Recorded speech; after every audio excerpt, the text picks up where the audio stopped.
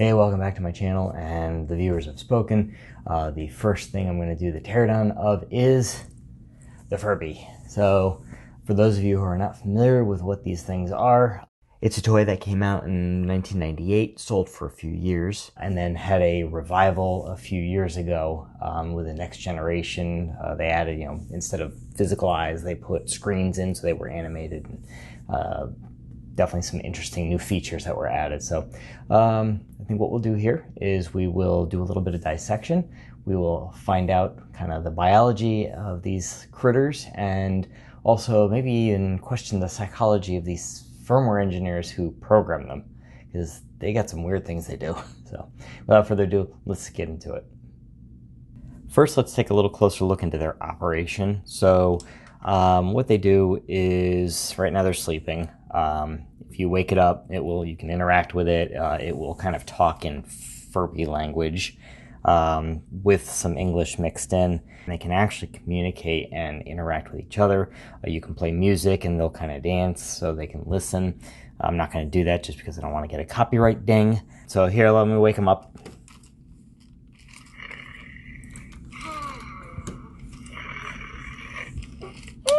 Come on, wake up. This one's a deep sleep. There we go.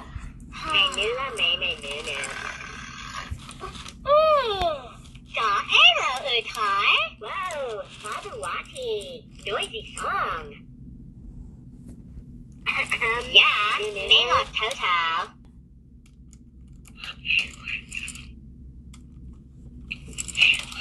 DJ awesome. Good food. Blech. Hey, what I do though?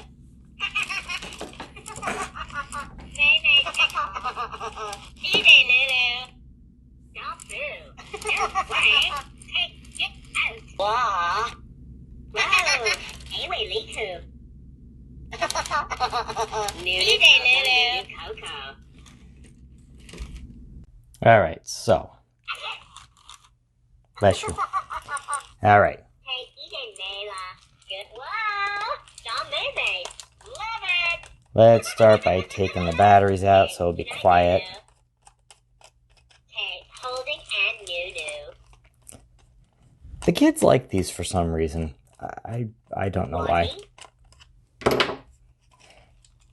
All right, so we got 4 batteries.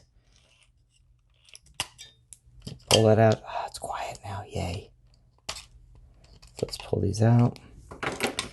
So one of the reasons why this ended up in the pile was obviously the novelty wore off. They got bored with them. Gee, there's a surprise. Also sat with the batteries in it, and the batteries leaked, so the terminals are all nasty. You can see my other video on cleaning those. So, all right, we'll take a look here now and see how this goes together. It looks like we've got a set of screws. So let's start with taking those out.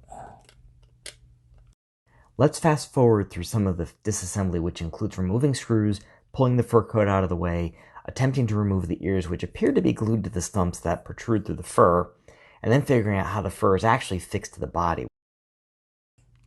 Oh, we got a connector here. So what is that going to?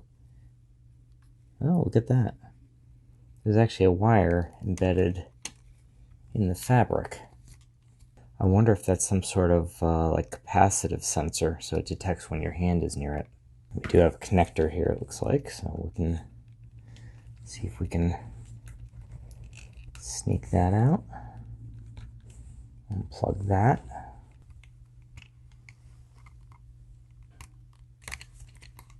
There we go. A little tab there had to be depressed. We might have more of the same here. Part of what I'm doing here is whenever you have something that's unknown, kind of study it. See if you can figure out how it's put together, because you don't want to force stuff, especially thin plastic like this. Once it's broken, that's it.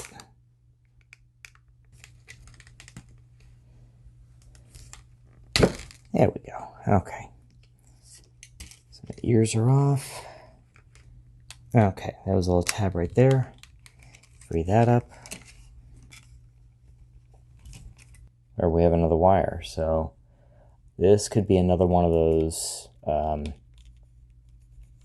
capacitive. So when your hand gets near it, it changes whatever they're doing, whether it's a frequency or voltage. You get a change in that, and the microcontroller detects that something's there. This actual process took over 20 minutes, so my patience eventually wore thin, and I forced the remaining tabs as I decided that this Furby will not be going back together again. Yeah, that came off. Okay, good enough. Alrighty, so we now have the Furby skin off. Let's take the next step. After removing the visible screws, I pulled back the sensor tape, but could not separate the plastic.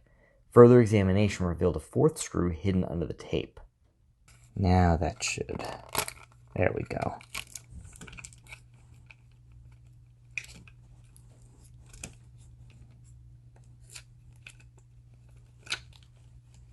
So we'll pull this away. Free up that tape. There we go. Let's hook this over to the side. All right, now we're getting somewhere. We have a speaker, which looks like this whole speaker may. Yeah, that whole speaker just pops out.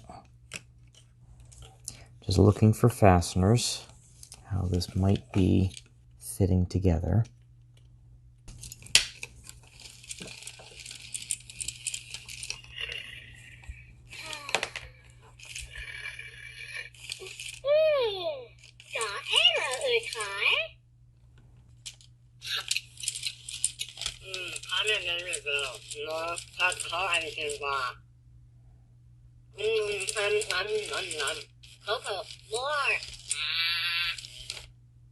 Let's dig in a little further.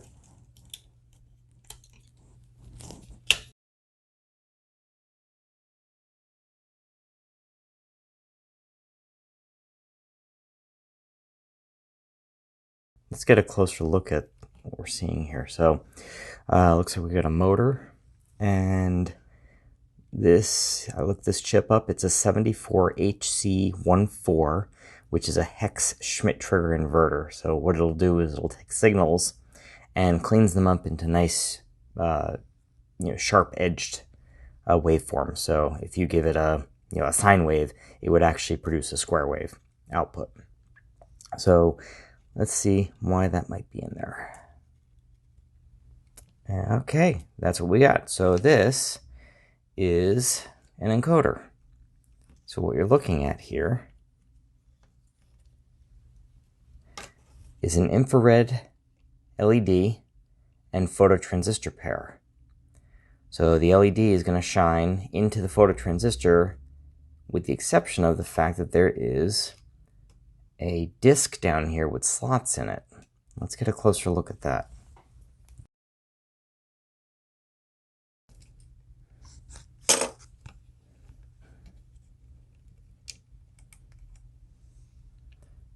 So there's the disc. So what happens is when the LED shines through these slots, you'll get an output from the phototransistor. And then when the solid part is there, it blocks it, and you'll get the opposite state. This disc allows the microcontroller to know how fast the disc is spinning based on how fast those edges are occurring. So let's see what else we got in here. So looks like they've done a nice job here with a just a single motor with a worm gear. So the worm gear combined with this gear will change the direction of motion. So the motor is rotating in this direction. It will make this rotate 90 degrees to it with a speed reduction and torque increase. And then there's another reduction here and another reduction to the encoder. Let's keep going. This looks like a limit switch, which gets tripped by these parts protruding from the gearbox. Further disassembly included pulling out the pins securing the pivots for the body, removing screws for the gearbox, and finally unsnapping the plastic structure for the face. I got tired of that too, so I kind of just gorillaed it off.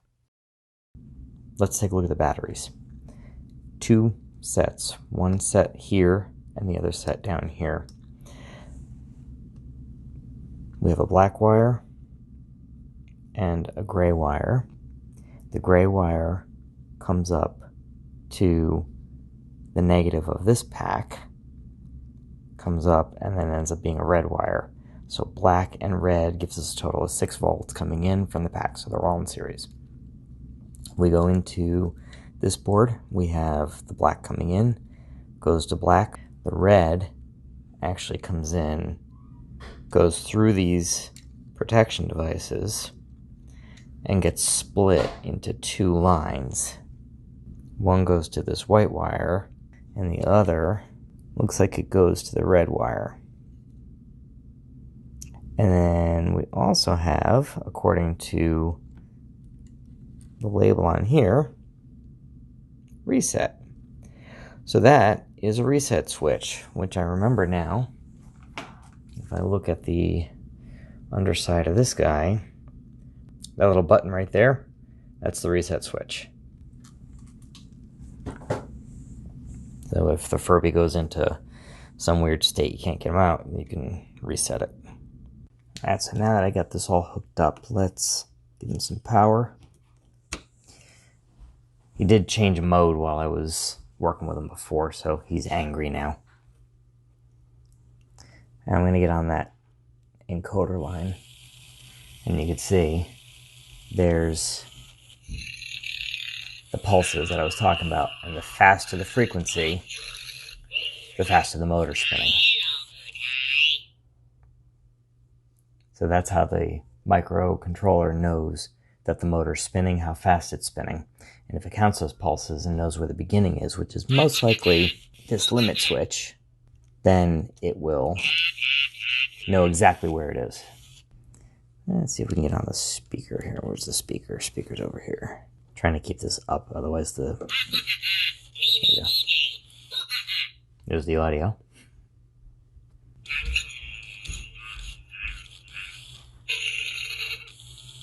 So this, I think, might be maybe like an ultrasonic transducer. It's a piezo, which are similar to what you would find in the alarm of a smoke detector. So let's get on this here and see if we can see any kind of... Oh, look at that.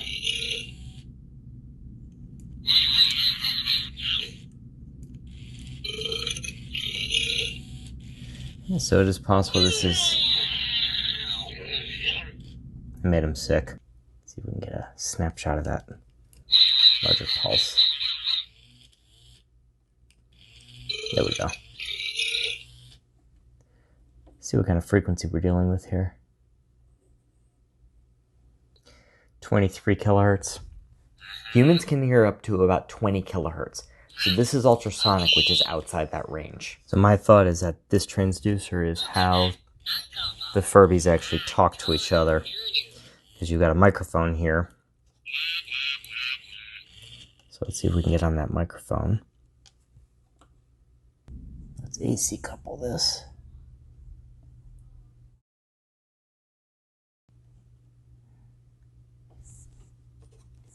Hello, 1, 2. Check, 1, 2. Hello. Yeah, I know. He likes noise.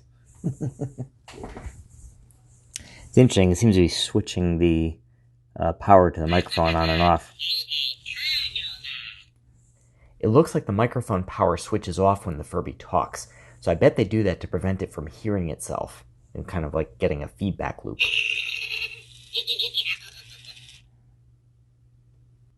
So what I realize this is you can hear a rattling. This is a position or orientation sensor. There's probably a metal ball that makes different connections depending on the orientation. So you can hear it rattle, and if you shake it, he thinks he's being shaken. So he'll pull his tail.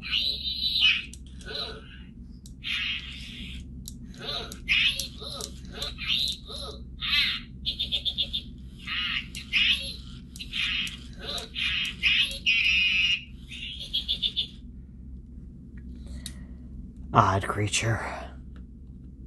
Alright, let's see if my theory is correct. So I've got the scope hooked up to the wire that goes to the fabric on the front. So we can see we've got about a 10.3 kilohertz signal. Let's put my hands on it. Yeah, down to about 8.6 kilohertz.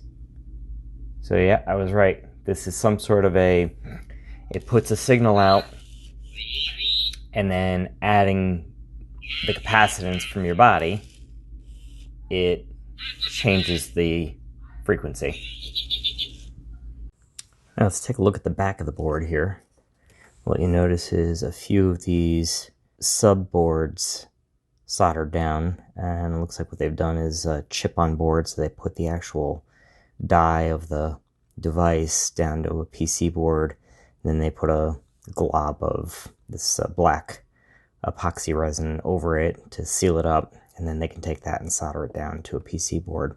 And they've done that in a couple of spots.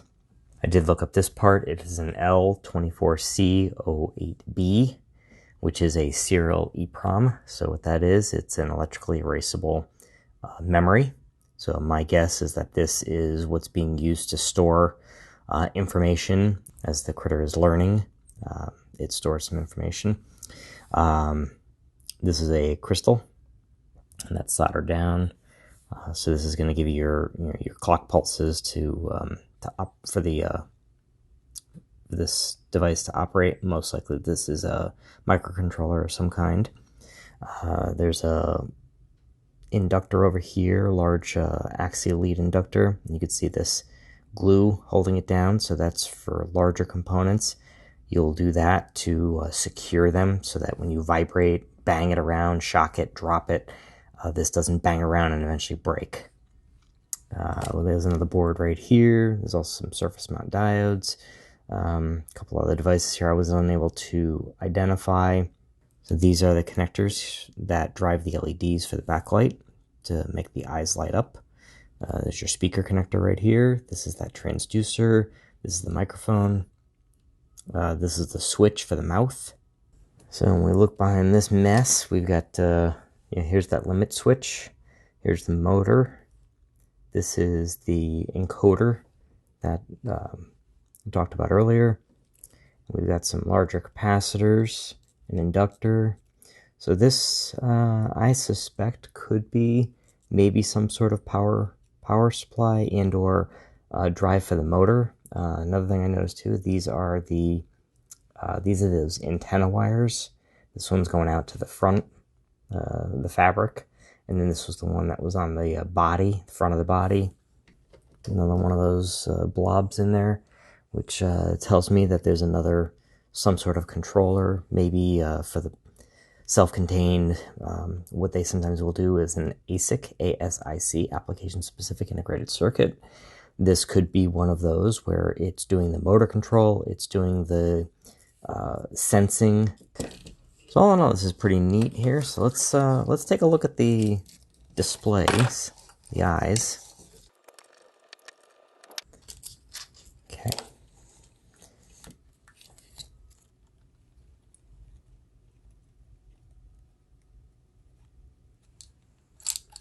So what we have here is liquid crystal display with these two bands. Those are, I've looked into these before. We looked at these for a product I had been working on. Fuji Poly was one company that made it, and it is a row of flexible compressible material that has channels of conductive paths. So what it does is, instead of a traditional connector, it allows you to make many connections in a confined area with a compressible media, so that way you don't have to worry about tolerances and things like that. I've seen them used on things like LCD displays before, where you're trying to make a lot of connections in a tight space. So you'll see that this is kind of a dark, translucent material. That's actually the liquid crystal display. So as you turn on the pixels, they will turn opaque and not let the light through. If we look at this board here, this is just a white background that's lit from either side, so it's diffused, so you get a nice even white background. And you see all these pads here, those are connecting up to that flexible conductive material and transmitting the signals up to the displays, which are the eyes.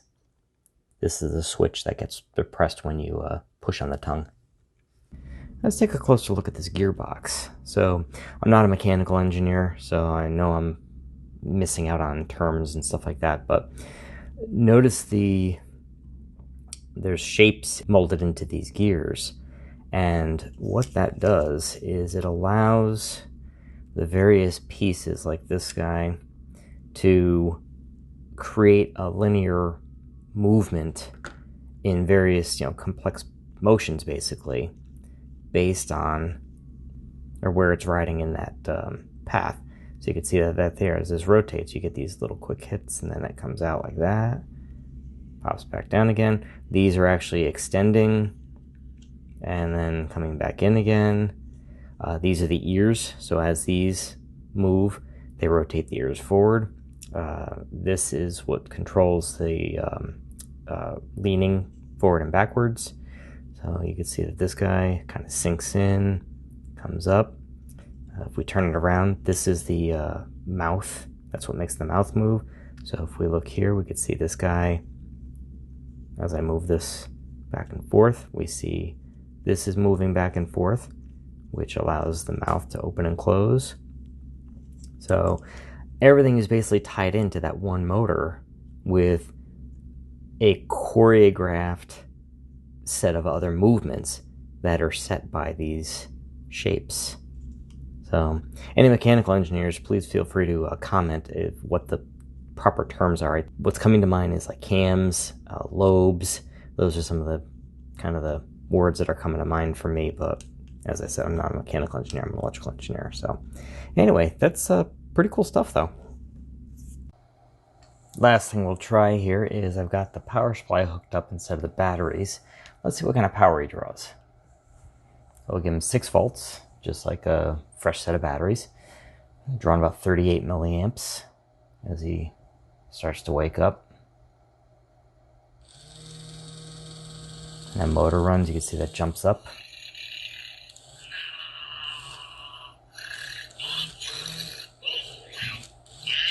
So almost 600 milliamps there.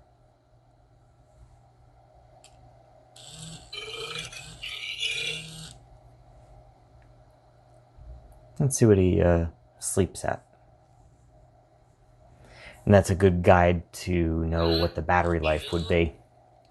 Obviously seeing high currents like that, which is typical with motors in toys, that's where they tend to eat batteries. And just sitting there idle. 70 milliamps is quite a bit. I don't remember how often we had to change the batteries on this, but I think it was relatively often.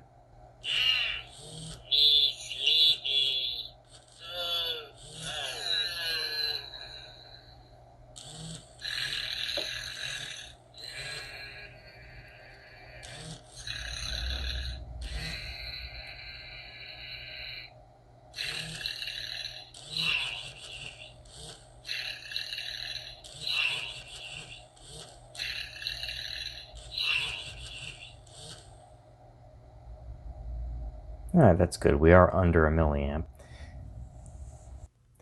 Well, that's a wrap for this teardown. Hopefully you learned a little bit about how things are put together, some of the different assembly techniques, and also kind of little what goes into some of these toys that are a decent amount of intelligence to them.